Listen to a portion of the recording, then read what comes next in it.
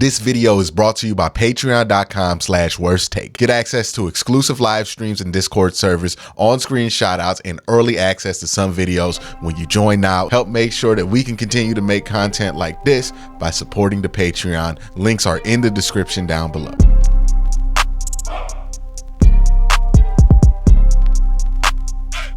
Hey, what's up? And good morning if you're watching this when it releases. But this is Q&A, the show where I take your questions and answer them. And this is the special because it's back now, man. I always love doing the questions before the game and the questions after the game. This is the post-game Q&A questions. We've been able to come down from the high of the victory, ask some very pertinent questions about what we saw or what we thought we saw, or what we just plain didn't see on Sunday. And now we get to discuss these things more sobered up, but also thoroughly. First question comes from Alan, who says, do you think this game was an indicator of massive improvement for our defense, or do you think the weather conditions make it too hard for an accurate analysis? I think that's a complicated question to answer. Do I think what we saw was an indicator of improvement for our defense? Yes. Do I think that some of this was inflated by the weather conditions? Of course, right? Weather conditions, especially adverse weather conditions that make it downfield throwing hard, are going to make things easier for the defense. But that doesn't completely discount what this team did on Sunday, because quite frankly, we've seen this team be in situations like this where the weather did not permit a level of downfield throwing. We did this last year, right? In the Saints game, and the defense still found a way to give it up. What is impressive about this defensive performance isn't specifically the numbers, right? The numbers are going to be, oh my God, we're never going to reach these numbers again, right? We're not holding Pat Mahomes to 100 yards. We're not holding Joe Burrow under 100 yards again. We're not holding Lamar Jackson under 100 yards. We're not holding a great offensive team under 200 yards total offense. That is not happening again. The total yard stuff, the statistical things that are going to pop up from how dominant the Browns were, that's not necessarily going to pop up again. But the plays that you saw, Grant Delpit coming down from free safety to make a run stop at like at 3 yards plus of the line of scrimmage, that's an indicator of improvement. Denzel Ward and Martin Emerson and Greg Newsome all having pass breakups, that's an indicator of improvement. What was an indicator of improvement was, look how this team shut down the receiving game. Yes, there were some bad throws by Joe Burrow, but there weren't many times where Joe Burrow threw a ball and you went, if that would have been an accurate football, that was going to be a touchdown. We got away with one, right? Because we know when those games happen where we're just getting away with stuff because a quarterback's having an inaccurate day. Guys are open, there's separation, but they're just not getting accurate football, so it ends up hurting them. There wasn't much separation for the Cincinnati Bengals this week. When the Browns were in man coverage, they were glued to them. They were getting pass breakups. Every single attempt that Joe Burrow didn't get in this game, for the most part, was earned. So I can't just say that's all to do with the weather. Now, did it make it a little easier because the Cincinnati Bengals offense was handcuffed by not being able to trust their downfield throwing, and the Browns knew that, so they weren't allowing things, well, they weren't necessarily concerned about things going behind them? Sure, but it's not like guys were getting behind the defense for what I could tell. I have to look at the film when that comes out on Tuesday. But from everything I can see from week one, that looked like an indicator of improvement. The line of scrimmage, indicator of improvement. Because again, It just because it was raining did not mean that the Bengals weren't able to throw the football or didn't have the option to throw the football. So the element of surprise was still there for the defensive line. That domination is an indicator of massive improvement. So I'll put it this way. When it comes to those stats, those numbers, we're never going to see that again. Like that was, you will see a defensive performance like that, statistically speaking, once or twice a year if your defense is the greatest defense on earth. We won't see that. Like, things had to happen for those stats to come up. Holding Joe Burrow under 100 yards, holding those three receivers under 50 yards. As tremendous as it was, that was like the statistical element of it was aided by the lack of weather, right? Because in reality, if that were a sunny game, they would have had the same level of domination, but like maybe the one catch T. Higgins gets isn't 7 yards, it's 17, right? Same thing with Jamar Chase. Maybe his 5 receptions aren't for 40 yards, they're for like 70. You know what I mean? Like those little incremental changes where you're still dominating, you still allowed the same amount of passes, just the amount of yards those passes would have went for are greatly reduced because they could not throw the ball downfield. It was not an option. So those numbers, no, the numbers were aided by the weather. But the performances, I would trust them, right? I think Zadarius Smith and Myles Garrett pair nicely. I think this defensive line is a massive improvement. I think these corners are great. And I think Grant Delpit, like if Grant Delpit plays like that for the rest of the season, I don't think we understand how huge that's going to be for this defense once Juan Thornhill gets back. Because Grant Delpit, like there were parts of this game where Grant Delpit was the best player on the football field. Like point blank, they could do nothing with him. And there were points where Martin Emerson was the best player on the football field. And there were parts where Denzel Ward was the best player on the football field. And there was the whole game where Myles Garrett was the best player on the football field. Like, these guys are good, man. I'm struggling to find words to describe it without getting hyperbolic. And I don't want to get carried away. I'm trying to not temper myself, but contain my natural excitedness about this team because I do want to make sure that I give them a fair sample size before I judge them. The same way I would not want to judge this team without a fair sample size. I don't want to give them the greatest expectations on earth after a weak sample size too. So I have to give myself time for the process to play out.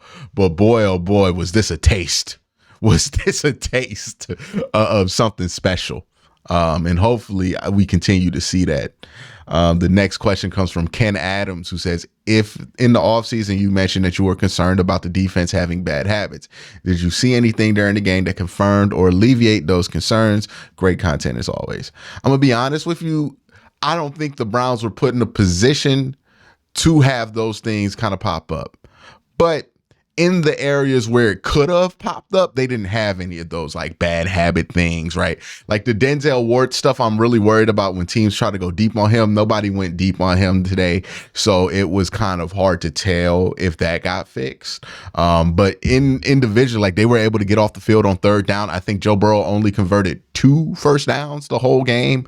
So the communication on third down was there. You didn't see a lot of pointing or a lot of like, hey, where are you? I'm supposed to be here kind of stuff. So far, so good. Again, I want to give it a full sample before I get carried away with anything or before I make any crazy declarations. I want to give it a full sample. But I'm very encouraged with what I saw as somebody who was skeptical about the level of leap that this defense could take, given the fact that they were so bad last year. But my goodness, they could have not had a better opening than they had today. The next question comes from Ghost Rider, who says, is Jordan Elliott good now? Grant Delpit also looks like an absolute monster. Getting off of JJ3 and Joe Woods really has the defense looking fast and aggressive. Will this finally be a top 5 unit? on the is Jordan Elliott good now? I gotta watch the film because I don't know what happened with Jordan Elliott in this game. I know it really just didn't matter if he was good or not because of the level of domination you were getting from your edge players in this game, especially your linebackers and guys like Grant. Speaking of Grant, yeah, Grant looks like a monster, man. Like if that's the Grant Delpit we're gonna get all year, that's huge. Like that changes things for every offense that plays us. That's a guy who can cover tight ends. That's a guy who can get run stops. That's a guy who can block shed like that. That if Grant Delpit plays like that all year, that is a piece on this defense nobody else has, and I don't think a lot of teams have great answers for. And that allows the Browns to be so flexible. It allows them to be so verse with the type of personnel packages that they can throw out there. I mean, like, that piece of it is huge, and Grant Delpit looked phenomenal. I'm interested to see how other people grade him out, but it seemed like every time, and I'm dying to see the film of this game, if you can't tell, but every time it seemed like a play needed to be made, Grant Delpit was there making a play. It just seemed like that, especially in the fourth quarter. So Grant Delpit was huge in this game. Like, I think that's going to go kind of forgotten because of all the other things that happened in this game. But Grant Delpit was that man today. Well, Sunday. Jacko says, hey, Q, great team win today. Everybody did their jobs and ultimately was deciding factor. My question for you is, do you think we will see production from Watson next week in better weather conditions, or can we expect the same? I think we should expect better, right? Like, the only reason we're accepting 159 passing yards is because we know what the conditions were and we know what it did to Joe Burrow on top of what the Browns defense did to it, right? So yeah, we're going to expect better. What's better? You know, that depends on how the game folds out with the Pittsburgh Steelers, right? If this is a shootout, he's got to keep up. If this is another grind it out, we're going to run the ball. The defense is just dominating their offense, and we're already up by 10 situations, then my expectations for Deshaun Watson stats are going to be based off of what he does with his efficiency in his dropbacks, and that's not necessarily the bulk of his yards. So it's going to fluctuate. It's definitely going to fluctuate. And it depends on how the game folds out, but I expect him to have a cleaner game. I expect the operation from a pass throwing standpoint to be cleaner. I expect for the wide receivers to not have as many drops. I expect for him to be able to execute on a lot of things that he didn't, right? Less overthrows, efficient, take your shots, make your shots kind of thing. So that I do expect better. I am at 1,000 apples. All right. So this 1,000 apples says, do you think we'll see Miles under center, or was that just a rare treat? Well, that's something that they kind of did last year, right? Well, they brought it out once last year and didn't bring it out again. And I think Jim Schwartz saw that and said, that's our go-to, right? And I say this a lot, and I don't know if it sticks, but a lot of defensive line play, especially when it comes to like how you scheme a defensive line and how you get guys to be productive, is kind of like calling plays for basketball, right? Where you have plays in mind where you're like, okay, we have 2 minutes left. We're down by 2. Somebody needs to take a shot. I'm going to draw a play up for LeBron. Right. That's how it happens in basketball, where you're going to draw a play up. Well, on the defensive line, if you need a pressure, it's 4th and 2. Jim Schwartz is like, I'm going to go to my best Myles Garrett play.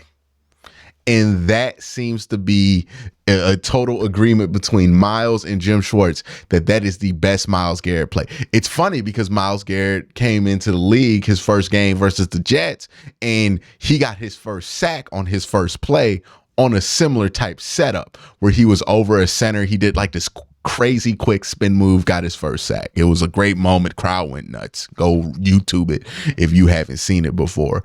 But yeah, I think that Miles kind of creeping up on the center, like they perfected it and they figured out what they need to do to make it good. And they're going to have variations of this as the season goes by. Because I think every time that you see him there in the game so far, he blitzed. But I think you're going to see times where he steps back. You're going to see somebody twist underneath him. And then he's going to try to shoot the gap and do what looks like a pick and roll, right? So a little twist and shoot.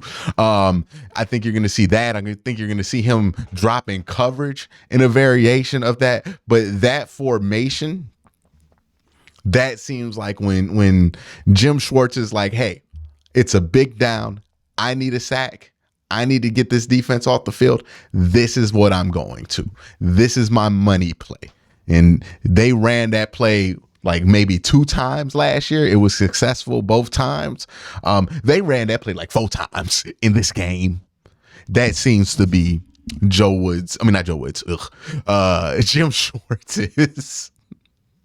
Jim Schwartz's go-to, where he's like, hey, that's my money play, right? That's his version of getting LeBron to take that fadeaway post jumper. That's his version of getting Kobe on the baseline to take a fadeaway jumper. That's his version of getting Jordan to the elbow. He's going to get Miles at the center, and he's going to have him rush there. I think that's the go-to. I need a stop. I need a pressure. I need some havoc caused on this play in order to really change the momentum or to seal a game. I'm going to that play. That's what I think that play is. And I think you'll see more of it. And Jim Schwartz has been creative about how he's using all of his defensive linemen, right? Also, you got to look at when he was using Za'Darius next to Miles, right? Like I told you guys, there are going to be times, and there's a lot of times where, hey, the starters on the defensive line are Obo, or Za'Darius, they're Miles, and they're Dalvin Tomlinson. Those are the 4 best players on the defensive line. They're going to find a way to get those 4 players out there. It's going to be interesting to see how they go about it, how they evolve it, but that definitely seems like it's part of the plan. CT Bigsby says, Q, what are the most interesting features of this new look offense? I thought halfback and fullback role was slick. Love seeing some creativity and the playmakers lined up all over the field. Elijah in the backfield. Chubb, wide receiver, direct snap. Yeah, I thought that they were pretty creative here. I just think we just didn't get to see the execution that we wanted to. I thought that the play call with where Deshaun took the handoff and it was kind of like this weird flea flicker thing that was open. We just couldn't make the throw. Well, Deshaun couldn't just make the throw because, the wind carried the ball. It happens. But yeah, I thought that they were creative. It seems like people are having fun when they're coming up with these plays. It seems like everybody involved in the collaboration process is having fun. And that usually means that you're going to be doing well when everybody's having fun, right? The Kansas City Chiefs have a ton of fun with their collaboration process. They do a lot of fun stuff and they execute on a lot of their fun stuff. So hopefully that's an indicator of what this team looks like, especially offensively, once they don't have to deal with torrential downpours and crazy winds that are only happening within a 12 feet radius of the stadium for whatever reason. Like, that was the weirdest rainstorm I've ever seen in my life. Lil old Dollar Loose, I'm sorry. LD, I'm gonna call you LD. LD says, hey Q, do you think that DeJuan Jones is ready to plug and play at right tackle and play significant snaps with the first team, or do you think they will address Conklin's injury on the offensive line differently? I think they feel confident. The fact that he went in instead of James Hudson says everything you need to know about how they feel about DeJuan Jones, right? Because James Hudson has always been the backup tackle ever since he's been drafted, but they sent DeJuan Jones immediately in there. If they did not feel like he was ready to play, that wouldn't be the case, right? Because they had an excuse not to play him, but they put him out there. They felt like he was going to be fine. And I think for the most part, he's going to be fine. I think he might have a couple of learning experiences in this game versus Pittsburgh going up against TJ Watt. He's going to learn some things, right? Now, Thankfully, he gets to practice against Myles Garrett if he chooses to. And Myles can maybe replicate some of the stuff that TJ can do, but TJ's special in his own way. And it's going to be a little bit of an experience there for DeJuan Jones. Hopefully he's up to the challenge. And also you got to remember, it's Mike Tomlin on this other side. He's probably going to have a lot of plans to confuse DeJuan. And I think that it's going to be up to Bill Callahan to make sure that DeJuan is unconfusable in this game. Also, think about this. If you're DeJuan Jones, this is the team that put out the report, allegedly, that tanks your draft stock, right? It was the report that he visited. Something happened with his visit in Pittsburgh, and Pittsburgh was so disgusted that they took him off his board. These are the people that ruined your draft stock. Maybe that motivates him. Maybe he's the perfect guy to get drafted by the Cleveland Browns because he already has a reason to hate the Pittsburgh Steelers. Maybe. All right. AM says, Q, do you think that trick play is going to be reused? Yes. I think it definitely has some potential. If Watson has a better handle on the weather situation and he throws streaking Elliott, Elijah more, I think that could probably be problematic for defenses. They will definitely go back to some variation of that play. I think they don't draw something up like that just to have one variation of it. So they have multiple variations of it. And I think people get it wrong with trick plays. They think trick plays are just there to catch people off guard and they're one use only. When trick plays are put in because there's a hole in the way a team covers something. And if you run a trick play versus a division opponent, you're probably going to run another variation of that trick play, right? They are specific to, hey, I see this thing and how they run cover 1 or how they run cover 3 or how they run, 4, 6, or 9 or whatever coverage you want to say. I see this flaw in their coverage rules. I'm going to exploit that flaw with a trick play. And maybe they patch it. Maybe they don't. But it's more about exploiting flaws in teams' coverage rules. And if you exploited that flaw significantly enough, you'll see it in the tape before you play them again. And you might be able to exploit a flaw in the patch if it's there, right? So I think they'll definitely look at trying to do something like that again. My guy Omar says, who do you want to win between Baltimore and Cincinnati in the game next week? Bengals loss would dig them in an early hole, but the Ravens loss would give us one game leading the division. You gotta play a long game with stuff like this.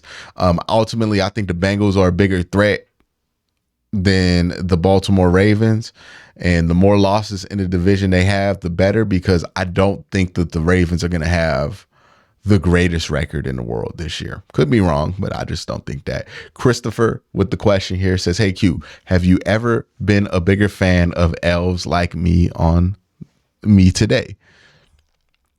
Jamar Chase single-handedly made me okay with the elf.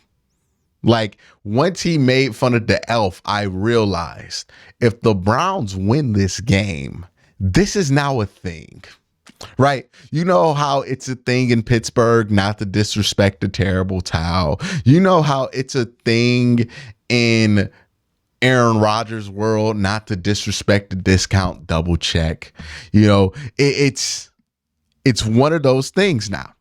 Don't disrespect the elf, right? You disrespect the elf, bad things gonna happen. Maybe he made it a thing, and if he did, it's part of the lore now, right? But yeah, Jamar Chase did wonders for that ugly elf. And again, only we can call it ugly because it's our ugly elf, not your ugly elf. But that is it for today's Q&A. Hope you guys have a great day. Have an even better night. And I'm going to be dropping more videos, so you'll see me later on.